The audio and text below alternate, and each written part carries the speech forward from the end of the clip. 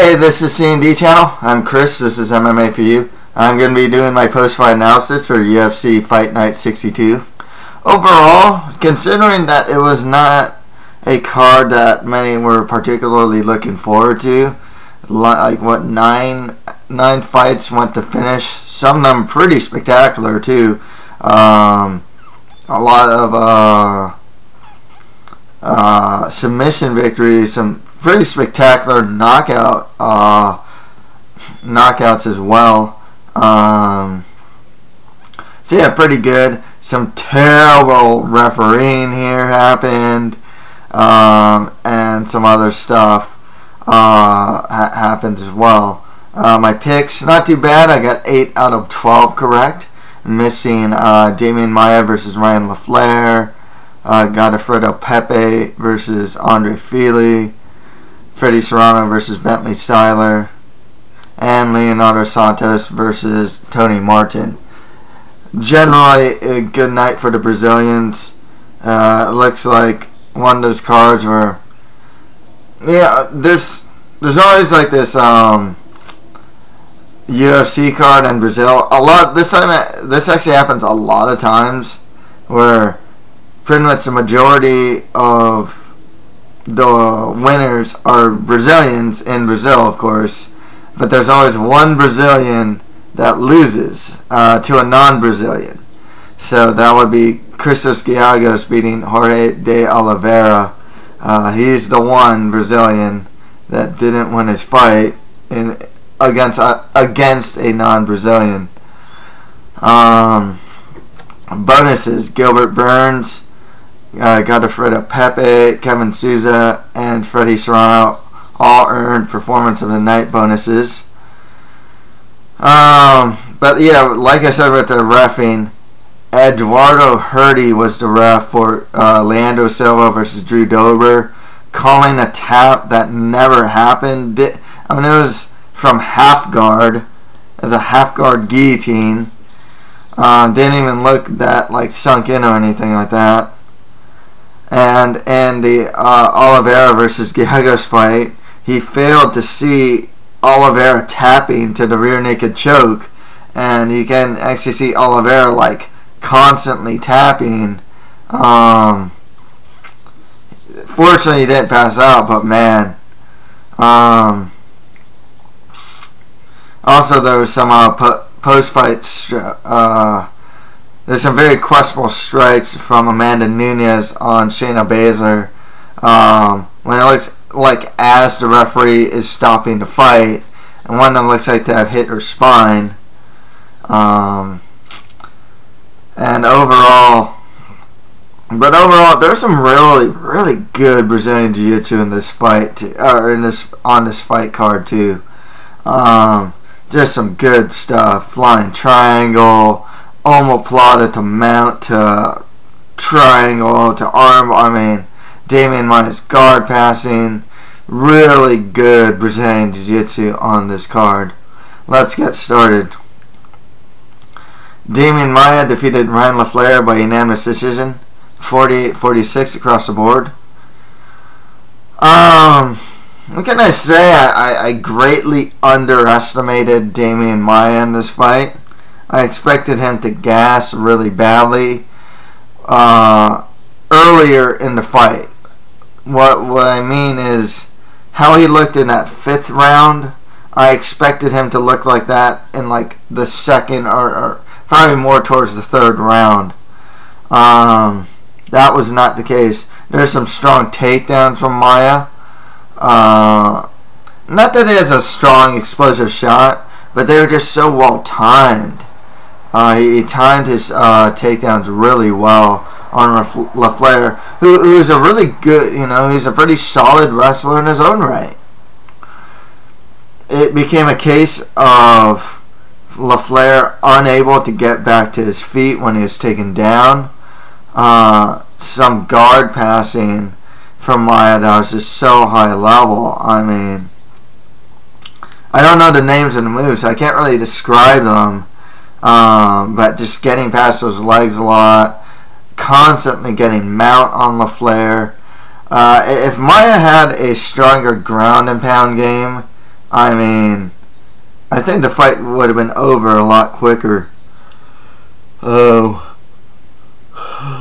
excuse me. But yeah, nonetheless, pretty dominant performance, except in the 5th round where LaFleur was able to get a lot more volume. That's what I was expecting from LaFleur, a lot more volume and ability to defend the takedowns and scramble out if he's on the bottom. I only saw that in the 5th round. LaFleur, for the most part, was all on defense this whole fight. Maia just pretty much had him for the first 4 rounds. Didn't exactly have a good look in the 5th round, though, where he kind of just kept flopping to the point where Big John McCarthy took away a point. Regardless, Maia's actually on a 2-fight winning streak now. He'll probably get someone like a Jake Ellenberger or the winner of Dong Hyun Kim versus Josh Berkman next. With Ryan LaFleur, I mean, you can give him like a Gunnar Nelson.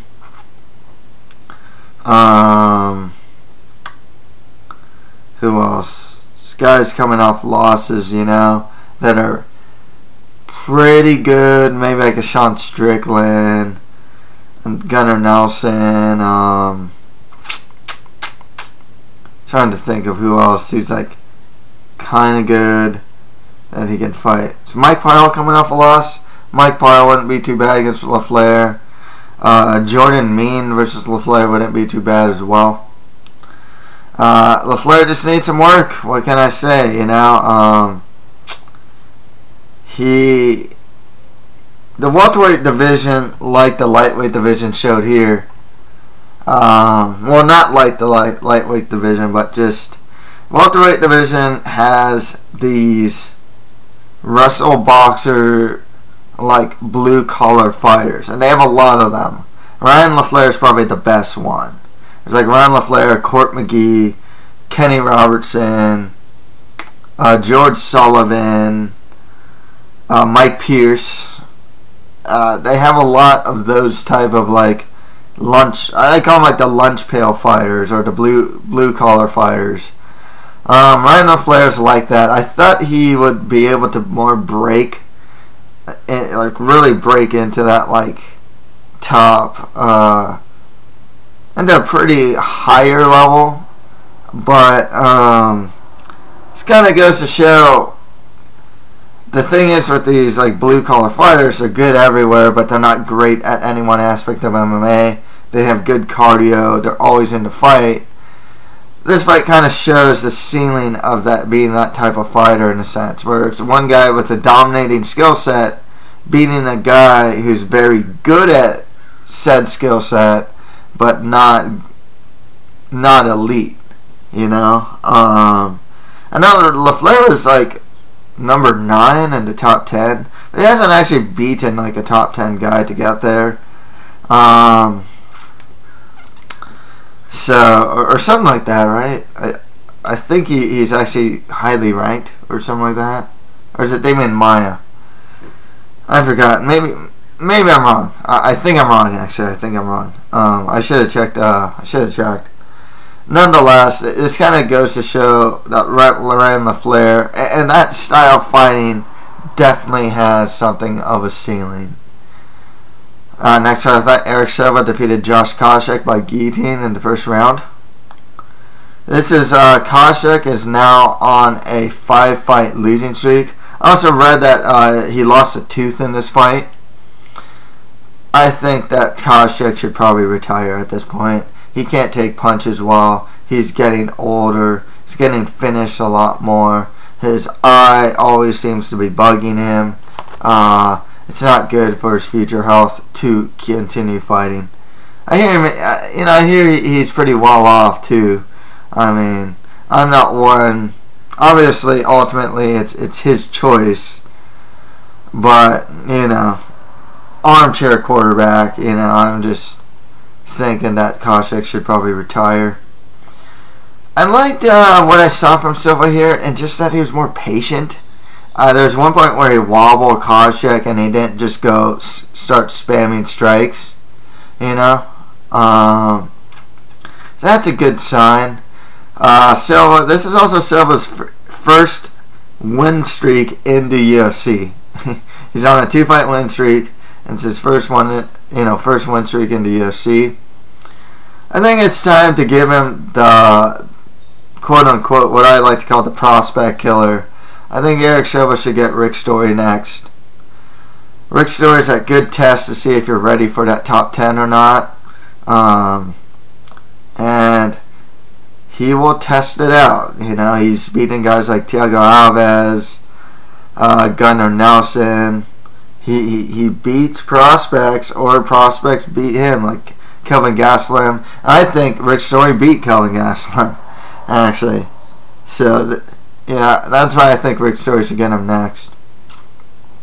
Next fight after that, Leonardo Santos defeated Tony Martin by rear naked choke in the second round.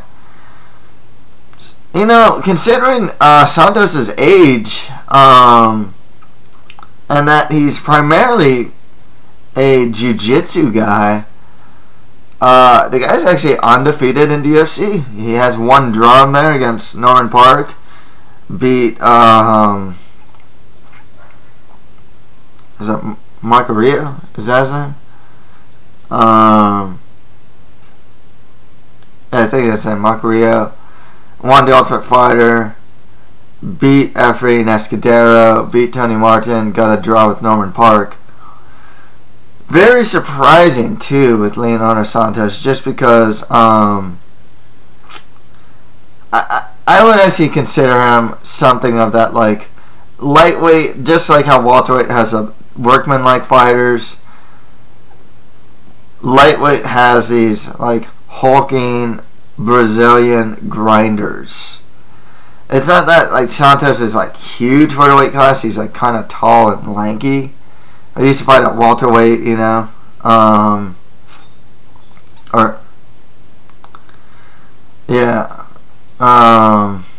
at least fought in the Ultimate Fighter at welterweight.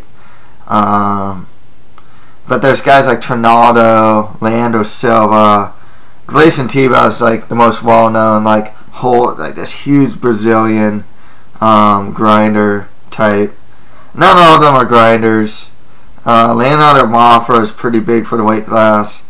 He's not a grinder. Then they have Adriano Martins. Not really a grinder. He can be sometimes though. And Elias Silverio as well. All these guys are just like huge for the weight class. At one time, some of these guys fought as high as middleweight and cut down to lightweight. I'd put Leonardo Santos kind of in that, like, in that list. But this was a good win for him. Martin, I thought he'd show a little better in the stand-up. I don't know if he was just that afraid to get taken down. Once he was taken down, mount it. Yeah. There's actually a slick pass to mount, too, if I'm not mistaken. And then he got that rear naked choke. Just a good performance from Santos. And a guy that's been kind of surprising me in the UFC. He looks like he's able to beat consistently a certain level of competition in the UFC just with his skill set. And while I don't think he'll ever be like top 10 or really even like top 15, at the very least he has staying power in the UFC. With Martin, he's been subbed before. This is not the first time. Beneil Dariush was able to submit him in the second round. It's not that Martin has like bad submission defense or anything like that. He's fighting like some really high level Brazilian Jiu-Jitsu black belts. Submitted one himself in Fabricio Camoes. But there's just something missing in Tony Martin that he's only like in his mid-20s,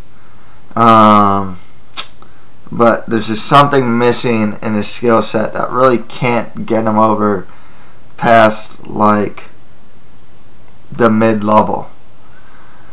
With that said, both of these guys should probably get lower to mid-tier guys of the division next. Next fight of that, Amanda Nunes defeated Shayna Baszler by TKO in the first round. It was like a leg kick where Baszler just went down with follow-up strikes. Those follow-up strikes were pretty controversial as the ref was trying to pull Nunes away and she still kept punching, and I believe she even hit the spine of Baszler. This was a very one-sided fight and continues to show the decline of Shayna Baszler. She just cannot fight at a reasonably high level. Her cardio is not that great. Striking's not that great. You know, if she gets cut from the UFC, I would not be surprised. She just doesn't have it, man. You know, she just these newer fighters, these younger fighters, you know, and it goes back to like when she lost to like Alexis Davis and Invicta, lost to Juliana Pena in The Ultimate Fighter. She did get that win over, was it Schneider or who'd she fight there? Was it Evinger or Schneider or someone like that? She got that win there to like get into the house of The Ultimate Fighter. Lost to Betchko Hea, and she got TKO'd there. And Betchko Hea does not have punching power, and Nunes just racked her. I mean, whatever she wanted. Strikes to the body, strikes to the head, leg kicks. I mean, just racked her. She went down pretty bad too, you know. Could be a pretty bad injury. Don't know yet. But yeah, with Baszler, I don't know if she can fight on the UFC level, even against like some of the lowest level bantamweights. I don't know if she can beat them at this point. Wouldn't be surprised if she gets cut. With Nunes, you know, she's still up there. You know, give her a Marion Renault. I think that's a really good next fight for her. Another good fight for Nunes would be Holly Holm. Next fight after that, Gilbert Burns defeated Alex Oliveira by armbar in the third round. This was a come from behind armbar. He was getting beaten up on the feet. Alex Oliveira just showed really good. He picked his spots really well. Good range striking. It was really just giving it to Burns a lot, and Burns really didn't have much of an answer for the striking of Oliveira. The few time, you know, I believe Burns took him down at the first round, but Oliveira managed to get back to his feet, and Oliveira was really fighting that the submission attempts from Burns in that third round. But that was some good stuff. You know, Burns took him down, got an omoplata, was just working the omoplata, transition to mount, transition to triangle, transition to armbar, was working that until he eventually got the armbar. It was a a lot of fighting from Alex Oliveira as well, but just great stuff from both guys. Real high level stuff from Gilbert Burns though, especially in that third round. And like I said, seeing the stuff from Damian Maia, the guard passing and whatnot, to this stuff, Godofredo Pepe, who I'll talk about next. Really cool, you know, flying triangle pretty much. Even good jiu-jitsu from Leonardo Santos as well. Good jiu-jitsu just throughout this whole fight card, really. Good win for Gilbert Burns. You know, it kind of slows me down as him being this blue chip prospect. His striking needs a lot of work. He's, for a jiu-jitsu guy, a lot of jiu-jitsu guys don't have good takedowns. Burns does actually have some pretty good takedowns. And his ground game is awesome. But, yeah, this fight really shows He needs some work in his striking. There's more mid-level guys with Gilbert Burns, you know. Maybe slow down. I know he was supposed to fight Josh Thompson. Maybe he wants to slow that down. But the thing is, with Thompson might actually be a good stylistic matchup for Burns, because Oliveira is a pretty dynamic striker. Thompson, you know, a lot of times can be like a low volume striker, but he's a good wrestler, grappler, very experienced. But I wouldn't give him someone that high, just someone more mid-level. Same with Alex Oliveira, more like mid to lower level fighters of the division. Next fight after that, Godofredo Pepe defeated Andre Fili by triangle choke in the first round. I underestimate this guy, you know. I actually picked him correctly to lose. Picked him correctly to win, beat Deshaun Johnson. But otherwise, I really didn't expect him to beat Fili. And I'm actually pretty high on Fili. Team Alpha Male prospect, but he's really reckless. Godofredo Pepe, really reckless, but nonetheless capable. You know, it can either work. He's gonna throw one of those crazy flying knees, and it's gonna connect, or a crazy spinning strike, crazy haymaker, or crazy flying triangle choke, and it's either gonna work or it's not. But that's what you get for Pepe, and that's what makes him dangerous. You know. So you can't necessarily count him out, in a sense. He goes for things, high-risk maneuvers. High risk, but high reward at the same time, you know. Good triangle choke. Andre Fili was fighting it for a long time, you know. But Pepe stuck to it, and ended up getting the tap.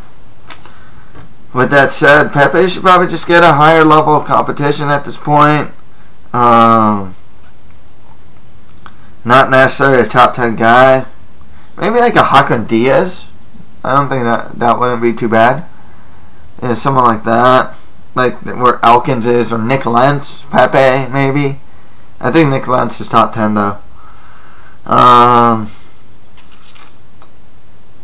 Jeez, who's like 11 to 15? Guys like that, maybe Pepe should fight.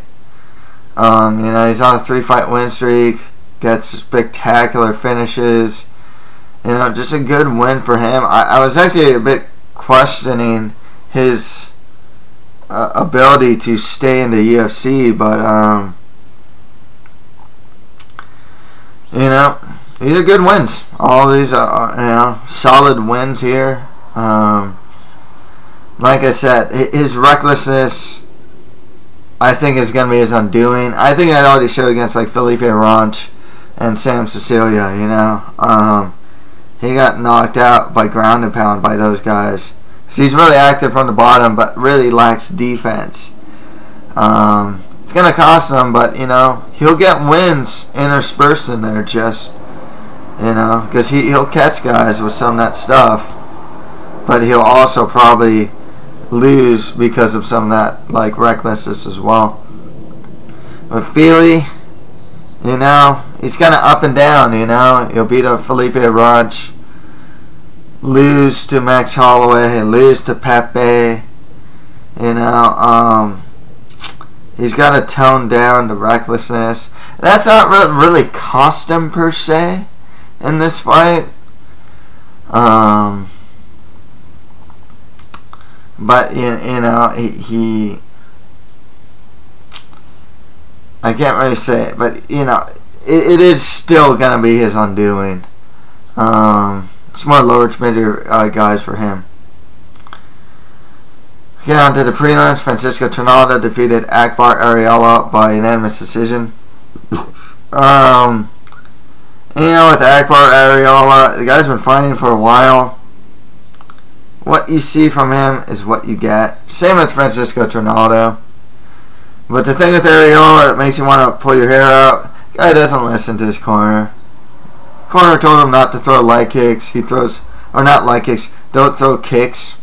He's throwing kicks. Gets taken down from those kicks. Corner tells him, don't close your guard, work an open guard, put the feet on hips. He fights from a close guard. Goes for that same armbar. Doesn't work on Trinaldo. Trinaldo, I mean, he fought well. He did what he did. He fought how I expected him to fight. A lot of these guys are kind of like Gleison Tebow light, where they can grind out decisions if they want. They're these huge Brazilian guys. And Trinaldo just took the fight to the ground, caught a kick, took the fight to the ground, stayed busy enough on his ground and pound, didn't really bother to pass guard a lot of times. I think in the third round was getting some really good stand-up in there. But yeah, it was a win I expected Trinaldo to get. With Arreola, I mean, he has that win over Edwards, so he's not on a losing streak. Just get more lower to mid-tier guys at the division. With Trinaldo, I mean, really just give him some low-level prospects.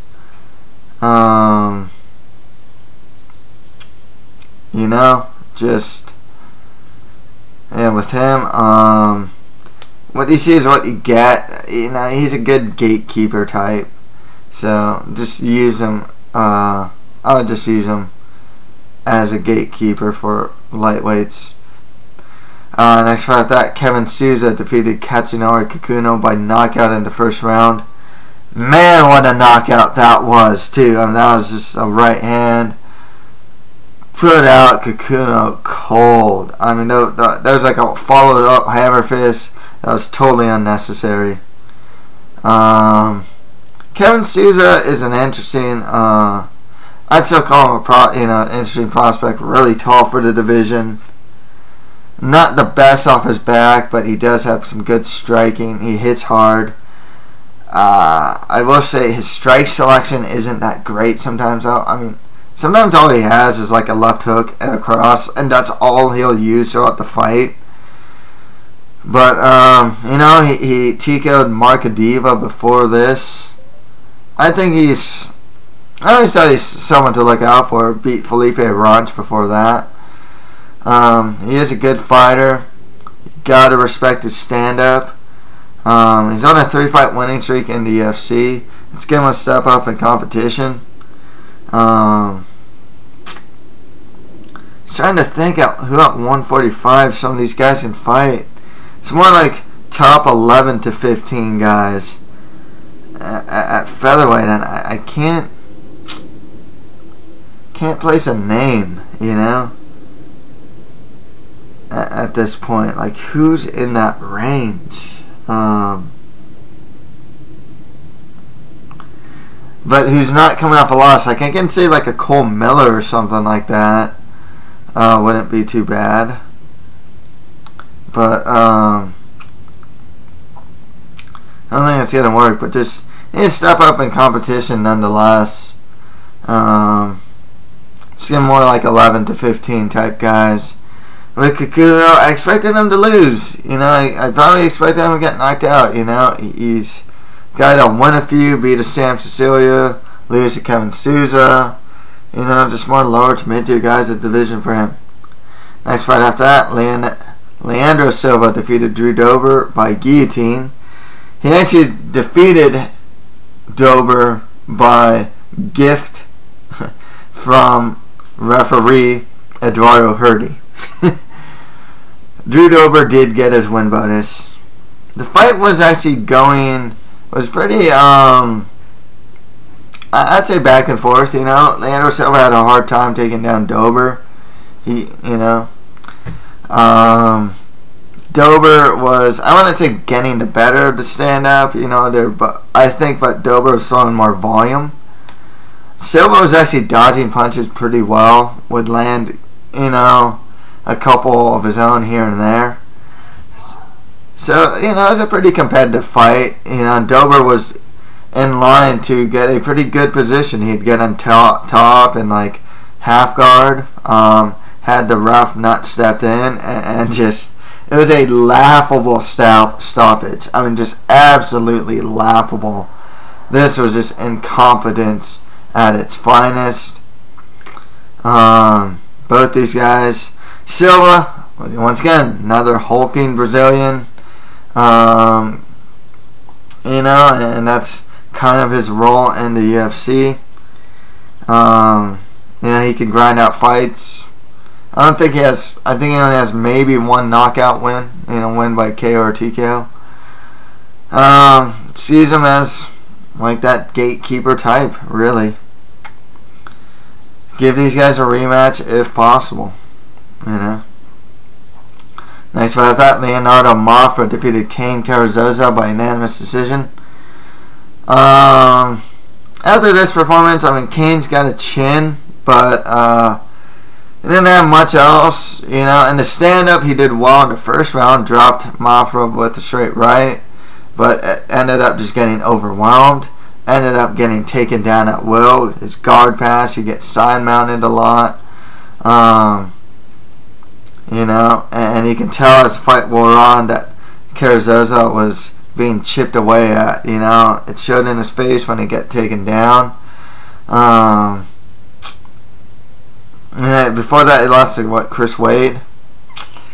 I don't know if he's long for the UFC or not. I know it's just a 2-fight losing streak, but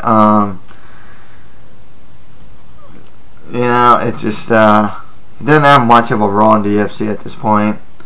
With Mafra, he can be a fun action fighter, and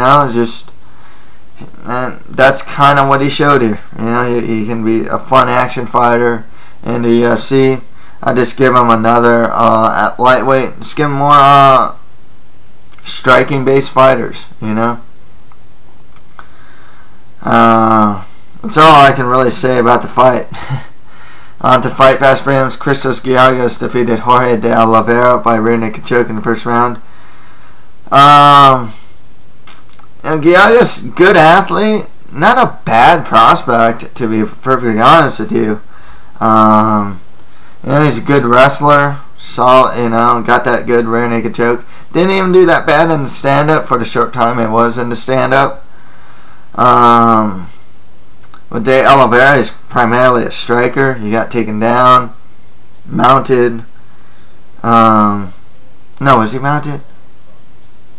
I think he was mounted, and then Giagos actually used a move to take it. It was subtle, but he grabbed the hand, did like a wraparound, and then took the back. It was actually, you had to look at it closely, but it was actually some pretty good jiu-jitsu actually on Giagos' part there. Got the choke, and once again, with Eduardo Hurdy didn't see the taps until it was pretty late. Luckily De Oliveira did not go out. 2-fight losing streak for Blade here. I don't know if there's much of a role for him in the UFC. But with Giagos, at least, I still say he's a prospect. He fought a good prospect in Gilbert Burns in his first fight in the UFC, but he's a guy that can grow. He's a solid fighter. He needs to kind of find himself to really find himself as a fighter. See what type of fighter he wants to be, really. But, he's a solid prospect nonetheless. Just get more lower to mid guys at the UFC. And finally, Freddie Serrano defeated Bentley Seiler by just an uppercut from the freaking, bleacher from the nosebleeds, in the third round. A lot of people are telling me I should have done some research here, with Freddie Serrano. I think they may have even said it on the broadcast, because the only footage I saw of Freddie Serrano was from The Ultimate Fighter, Latin America, So I picked Bentley Seiler because I actually just saw more footage of him. He has more pro fights. And I got to actually see a little more footage, just a little more footage of him, But you can tell throughout the fight that, Serrano was able to take down Seiler. Seiler got a very few good strikes on Serrano. Serrano got more good strikes on Seiler. It wasn't a great fight until that uppercut. That was just, man, that was spectacular. That was a spectacular knockout. Serrano's a bit doesn't have a lot of experience in MMA. I want to even say this is his like second pro MMA fight, but he's in like his like mid-30s. But he does have a Olympic wrestling pedigree. Makes me kind of wonder. He's a flyweight, so it makes me kind of wonder about his prospects in the division. He doesn't utilize a lot of movement, and he doesn't necessarily set up his takedowns very well, but he could get better. So I kind of wonder about him in the flyweight division, if that actually helps him or hurts him that he's in the flyweight division. It's a speed-based weight division, so I don't know if he can necessarily get too many wins in the UFC at this point. He can beat other Ultimate Fighter Latin America guys, sure. Maybe some lower level guys, lower level flyweights. It's hard to say. Does he beat like a Gadino? I don't know if he beats someone like him even. So yeah, but nonetheless, spectacular win. Keeps him in the UFC. Bentley Seiler, I don't think he's ready for this level of competition.